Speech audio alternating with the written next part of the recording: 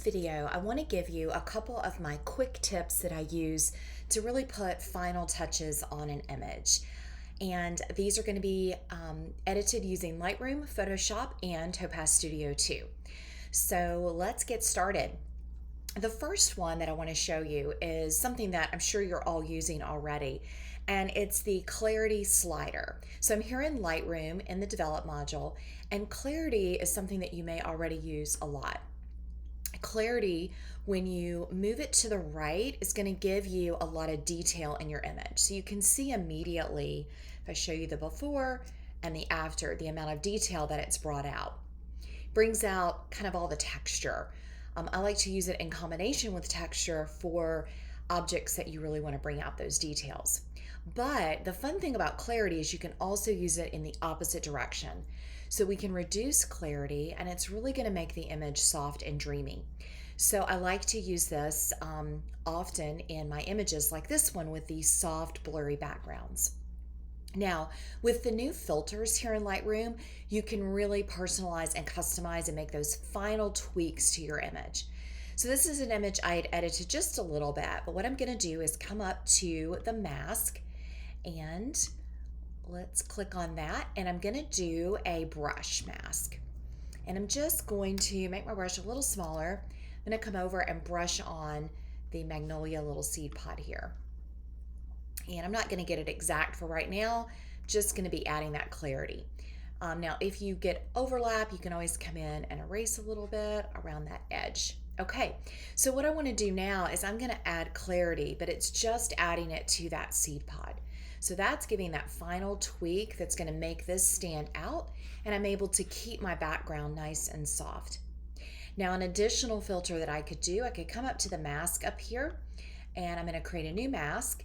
This time I'm going to do select sky, and let's see how well. So it did okay. I can go in and click add. I can use my brush. I'm going to enlarge my brush using my bracket key, and I'm just going to continue to enhance because I want to enhance the sky. Now you may be wondering why my overlay is blue.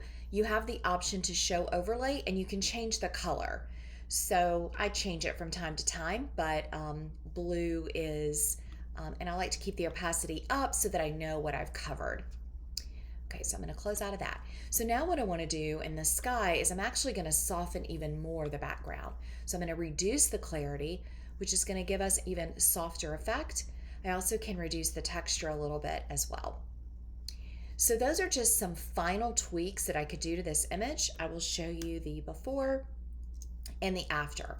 So they're really minor, but it's giving you that difference and allowing you to really see the parts of the image that you want to stand out and give it that final kind of pop. Now, the second tip is also here in Lightroom, and this is adding a vignette. So a vignette is a really nice way to give a final touch to your image. You have two options here in Photoshop. First, you can find vignetting under Effects. So if you have this closed, it's down at the bottom, you can click Effects and it's going to pop open. Now you have two options here. You can do Highlight Priority, which is going to give you more of that soft white. Now you have the options below to feather, so you can increase that so it really makes it soft. You can also alter the roundness. So do you want it super round or maybe more, less round? I usually keep it in the middle.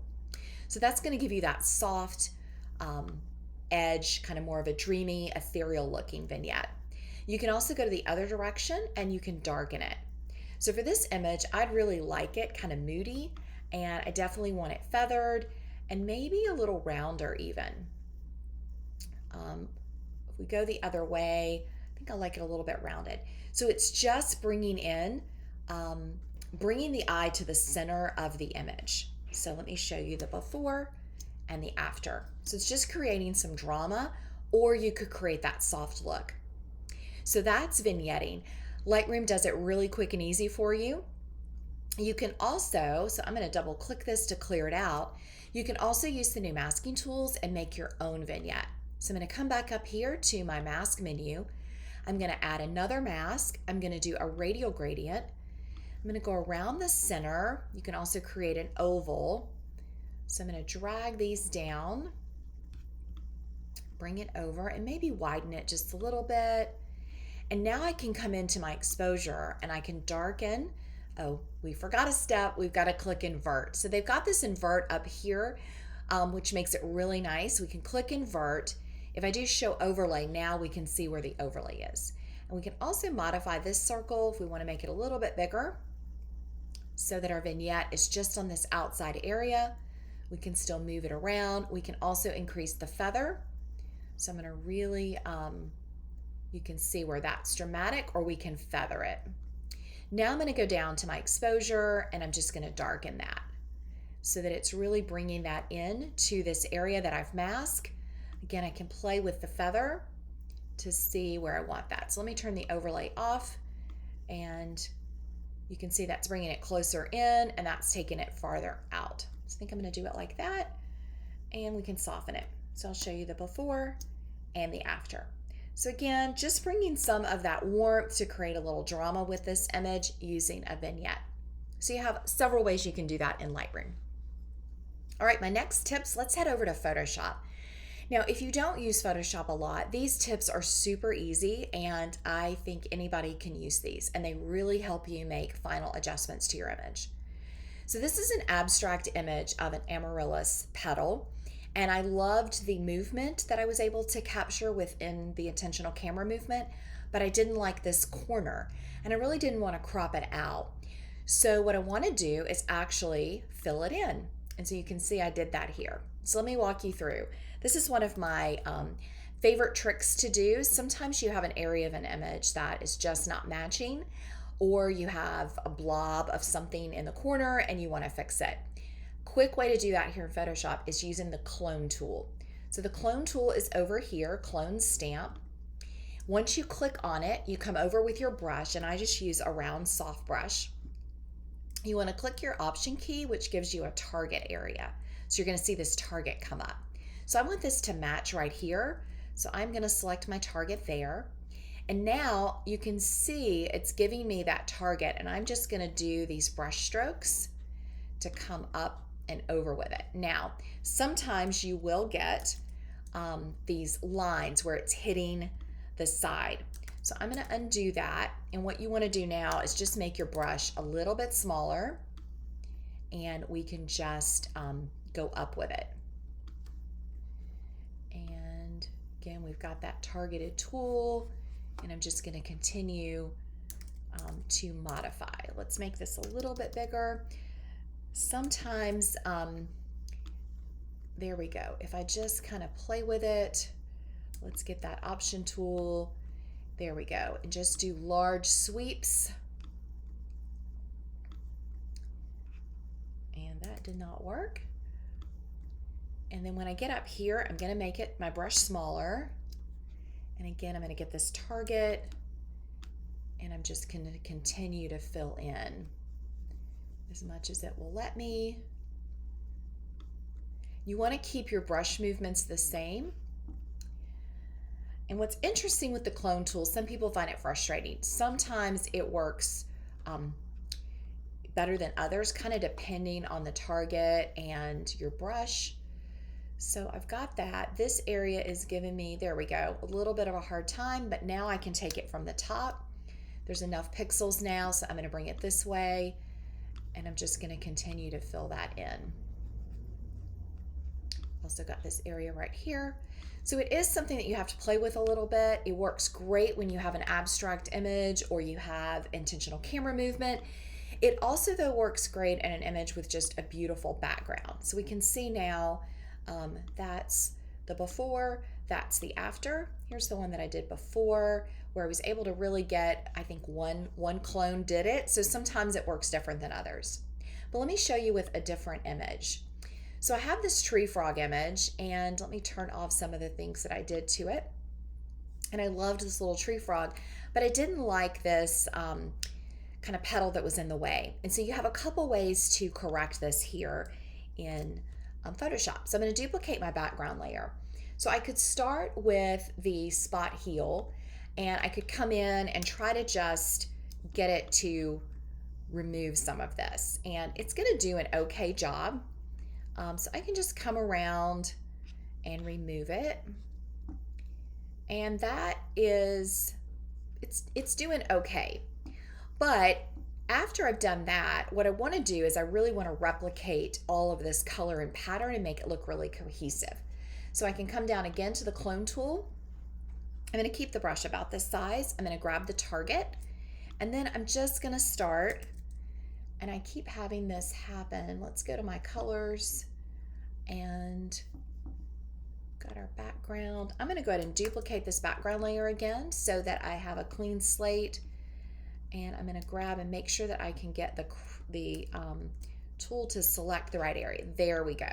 So there is some red up here. I want to make sure that I have this soft green. I could also pull from up in this area so we can get that target. And what I want to do is just smooth this out. And so I'm going to kind of go, now we're getting over to the line. So you have to watch where your target is, which is up here. So I'm going to bring it back down, and I'm just going to come in and soften where I deleted that pattern. So I want to click that target and just bring these in, bring it around, and just adding, really creating that softness that was in the rest of the image. And that's looking a lot better. Now, you don't want to always have all the duplications. I'm going to grab it again, just bring in some of that green. And that is a lot better. I still have a little bit of a blob here. Sometimes that can be distracting. I really want the focus to go straight to our frog friend here. So I'm just softening what we did before. Now, in order to get this even softer, there's a couple other things that I could do to this, and those are some of the other tips that I want to share. So this tip is all about the clone tool. So I hope you'll play around with it. It can really be helpful. It can also be a little frustrating, so you just have to work at it and play with it. So let me duplicate this layer. And then to additionally kind of soften this and focus this area, I can go up to filter, and I can use one of the blurs. So I think for this, I'm going to do a Gaussian blur, and I want to just bring it just probably about halfway. I'm going to click OK. And now I'm going to add my mask at the bottom, Command I to invert. I'm going to make sure I have a white and grab my brush, and I'm just going to brush in that softness just to really soften that background and come around and soften this leaf a little bit. Don't want it too much right there. I'm just going to do this corner up in here. So just giving this backdrop just that final tweak. So that's a little bit more advanced if you're not used to layers in Photoshop, but it's pretty easy to do, and really makes a difference in your image. So you can see the before. It's fine this way, but then this is the after. All right, so the next tip I want to give you is adding a final touch with textures. And there's a couple ways that you can do that. So we can start with this image actually, and let me go ahead and get us to a clean layer. And what we can do is go to image, and you want to go to mode. You need to make sure that your image is at 8 bits. Most images are going to be at 16. 8 is just the color channels. It's not going to impact your image in any way. So we're going to flip it to 8 bits. Now we can come up to filter, and you're going to have this artistic option. There are so many fantastic options here, but I want to go down and do texture. So if you click artistic, you'll see those, but you can also see texture. And I'm going to just go ahead and click Texturizer, and it's going to open the menu for us. Now we've got this gorgeous menu, and you've got all the artistic options. So we could play around with all kinds of things. You've got these artistic, you've got sketch, and then you've got texture. Under Texturizer, you have several options here. So you can select canvas, sandstone, burlap, brick. I like to use the canvas, and I keep the scaling about 82%, the relief really small. And if you look in, it's just giving this artistic canvas feel. Now we can increase the size of that, but I find it looks it looks a little bit like you've added texture, so I like to keep it down. And for the light, I always keep it at the top. You can move this around. I don't think that it really matters. Could do the bottom left, since that's where our tree frog is. So I'm just going to do that and see what it does. So let's click OK. And now if I zoom in, it's a really subtle effect, but you can see just that gorgeous texture that it added, which makes it visually just look more like a fine art print and something that has that finish to it. So this is without that texture, and that's with the texture added. So I just added it on that layer. Now I'll show you another image where I added texture, and this image actually added texture from a texture file. So this is an image I shot on a light pad, and I like to add texture to these images sometimes, just again for that finish effect. So it is very subtle. You can probably see it up here a little bit. You might not be able to see it really well on your computer, but this is where I actually added a texture file. So textures can be purchased online. You can also make them. And so what I do is I go down to my files, and I'm going to go to my editing files, which I need to clean up. That's one of my to-dos this month. And I selected one that was really white. It was called Miranda. And what you can do is just drag the file. Once I click on it, you can drag the file in, and it puts it right on top of your image. From here, I want to click on it, and I can hit enter to make it stay in the files here, and I want to reduce the opacity. So I want to take it down probably really low, so 17-20%. And then you can leave it like that, which is a really nice effect. You can also add a layer mask. So don't be afraid of layer mask if you don't use them. You can add that layer down here at the bottom. And now what we can do is make sure we're on black. Just flip it, grab your brush. Again, I like to use, and you can double check your brush, soft round, and I've got my flow at about 50%. Now I'm going to come in with a much smaller scale. So I'm going to make my brush size smaller, and this is going to just take off the texture from my little flower faces. So I don't want to distort those, so I'm just going to remove it. Now I'm at 100% opacity. You could also lower this if you just wanted to bring a little bit of it off. Maybe some of these buds that are out here, just play around with it and modify. So that's giving you a really final touch, personalized look to your image. And you just always want to make sure your texture is blended really nice. So if I zoom in, we should be able to see that I've taken it off with the mask. You can also see over here all these little dots on my mask. Let me hide that and bring this over, and you should be able to see, yeah, all those little dots. So I'm just removing it around the flower. Now, if you were going to do this, maybe you're doing some commercial work, or you're going to print it, you can be really detailed with your masking. Otherwise, I typically just kind of come in and use that soft brush and move it off, and it usually looks fine. This is also where you could decide if you wanted to reduce the opacity on your mask, or on your texture, or you could take it up. You can see the texture is still there, and I'm going to keep it probably about 20%. So a couple ways to add texture, which really gives that final look to your image and just really sets it apart, bringing out those gorgeous details. So here in Photoshop, using the clone tool, using blurs, as well as texture are some fun ways to edit. All right, so let's go back to Lightroom, and I want to select a different image, and I want to show you a really neat tool in Topaz Studio 2. So let me scroll over and find a different image to work with, and let's go in. I want to get one that's going to really make a difference for you. So just a second. Let's grab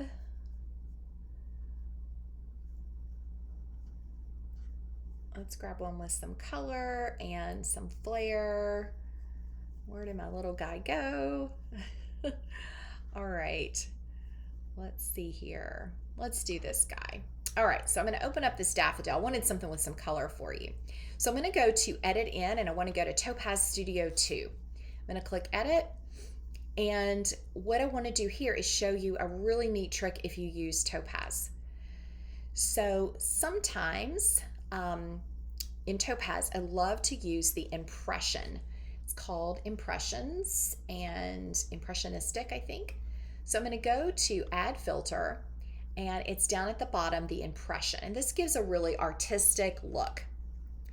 So you can see immediately it starts with a recommendation. So it's always going to give you this first brush.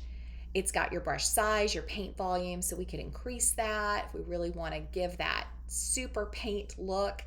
We can do the paint opacity, lots of options. But if you're on full screen, so I was on full screen, let me enlarge my screen a little bit for you, and I'll move it over. Sometimes it's hard to see the other options when you're on that full screen option. But you've got these sliders, and you may not have even known they were there. You can slide down, and you've got all these other options for this image. So you can change how much it smudges. So we could really go crazy if we want to smudge that and make it super soft. We've also got our coverage, so we can bring that down. That is how much it's going to make that detail all over your image. You've also got the transition. So how do you want the smudge and the effects? And you can see that it's got an option as well for you to mark the center. So if you want your coverage to maybe be positioned differently, we can alter that. So in this image, our flower is pretty much right here in the center, so I'm going to leave it.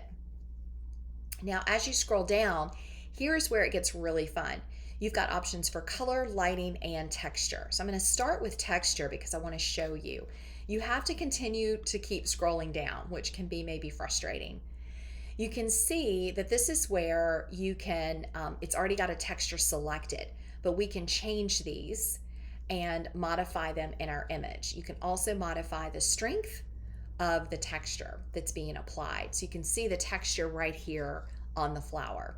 Now I've got the opacity at 100%, so it looks a little weird right now, but I just want you to be aware of what it's doing. So as I click on these, you can see the different textures that are being applied. So I love this smooth one. I think it really looks natural and pretty. Now, here's what's really neat is you've got background type, solid or original. You've also got background color. Now, if you flip this to original, it's going to get rid of those white paint marks that make everybody crazy that use Topaz Studio 2. So just know that. You've still got all these textures available, so we could continue to modify the texture on this image to really personalize it. And again, remember this background type is your trick. Now, if we go back to solid, you can also change the color. So we could come over and make this black, and you can see it gets rid of most of those marks for us. So you do have the option to customize your background, but you can also click original, and it's going to get rid of those white spots. Now we can continue to edit. There's a lighting option, so we can move the light. So our light is actually over here, and I can brighten that if I want to increase that light on the top of that flower a little bit. And then we've also got color, so we can do some hue adjustments right here while we're in this menu. And then you've got your opacity, so we can change and blend this just a little bit if we want just a touch of that. And we can also apply a mask, so we can come down with the brush. And if I wanted to take a little bit of this off, maybe I just make that transparency, bring out a little detail in the center. I don't want to get rid of it completely, the technique that we added, but just maybe just a little bit. And maybe I brush a little bit, move that over to white, and just modify it on that tip just a little bit. And then we've got our final image. You can continue to modify the opacity of the impression that you added, but that filter is really fun. We could continue to edit it. So if you get rid of the mask and you decide you want to change it a little bit, you can come back in here. You could change your brush stroke. But again, remember this little drag down, and we can come down to our texture and continue to scroll. And here's where we can modify. You can see that's putting some lines in it, various papers. So you can continue to really tweak and customize that image the way that you want it, as well as making those other fine adjustments that we did earlier. You can see that one's kind of crazy. You've got all kinds of effects in here that are just awesome. For this image, I think I'm gonna stick with the one I had. I'm gonna do paper and leave it at that. But also remember this background type. This is the super trick, and mark it original to get rid of all those kind of white paint strokes. All right, then when you're finished, click accept and it will take this image back to Lightroom. All right, so I hope that you will try some of these tips to just add some final creative touches to your image. We can see here how soft and dreamy that is versus the original was fine, but I like the way it added the softness and that kind of detail and gave it more of that painterly look. So have fun playing with these 3 awesome editing programs and making these final tweaks to your images.